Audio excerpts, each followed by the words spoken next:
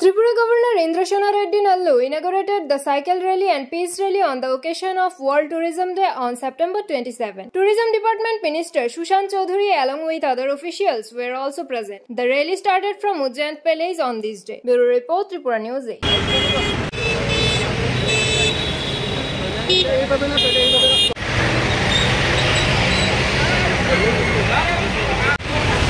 भारत सरकार के निर्देशानुसार स्वच्छता ही सेवा कार्यक्रम के तहत हम त्रिपुरा ग्रामीण बैंक के सभी स्टाफ सदस्य आज यहाँ पे इकट्ठा हुए हैं और आज हम लोग ये जो कार्यक्रम भारत सरकार के द्वारा पूरे देश में चलाया जा रहा है, स्वच्छता ही सेवा का जो भाव है, ये हम लोग पूरे त्रिपुरा में जो हमारे 150 ब्रांचेज, 3 क्षेत्रीय कार्यालय, 1 प्रधान कार्यालय, उसमें सभी में हम लोगों ने कार्यक्रम रखा है। इस कार्यक्रम के तहत पूरे त्रिपुरा को स्वच्छ बनाना ही हमारा लक्ष्य है। उस कार्यक्रम के अंतर्गत हमारी जितनी भी शाखाएं हैं, रीजनल ऑफिसेज हैं, उसमें हम स्वच्छता अभियान चला रहे हैं।